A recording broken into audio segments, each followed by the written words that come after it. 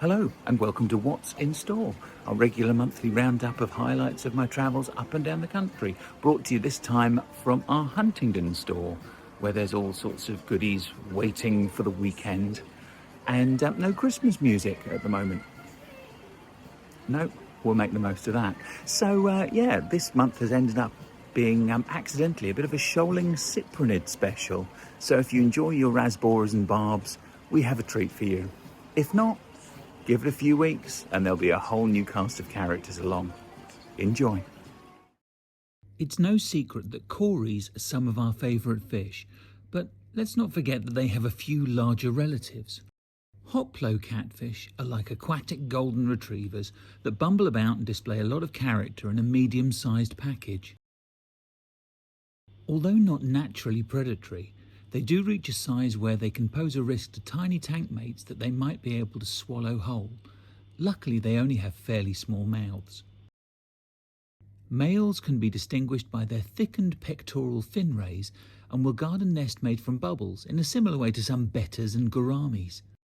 This is about the only time that they'll display aggression. Thanks to a wide distribution, they'll happily live in a temperate tank in the average heated household, as well as in most tropical tanks.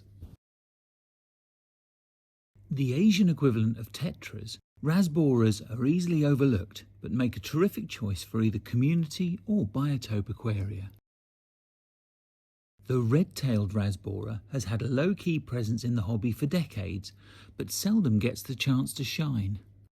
Like many fish that have glowing colours, these are most vibrant in a tank with moderate lighting and a substrate that isn't too pale. More people are coming around to the subtle beauty of these rasboras, possibly thanks to the popularity of chili rasboras in so many nano setups. They certainly make a great change from neons and cardinals. The aquarium hobby is rich in mistaken identities, and some species spend decades being incorrectly identified. One such fish is the six-banded barb, which is almost always sold as the pentazona barb.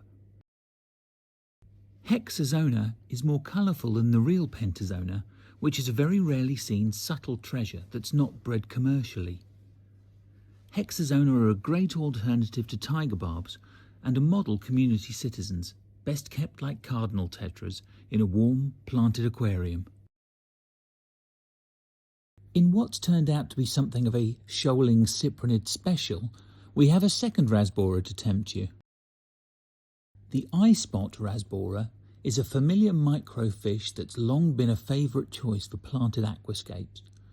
It has an entirely peaceful nature and subtle tones which complement those of the plants without distracting from the air of serenity within. Having been split into the genus Brevibora, it's one of three similar species which differ in adult size. On my travels I've seen at least two species which are shipped under the same name, with Brevibora chia being about twice the size of Dorsiocellata. Some marine fish have always been a bit special, and the gorgeous flame angelfish is firmly on the list of species that you'd set up a marine tank just to house. For decades, these nimble, deep reef-dwelling dwarf angels were considered expensive, and I've probably spent hours on the shop floor explaining why they were a premium fish. With the closing of Hawaii as a primary source, these exquisite fish are once again at a premium, but remain an excellent investment for anyone who appreciates colour and character.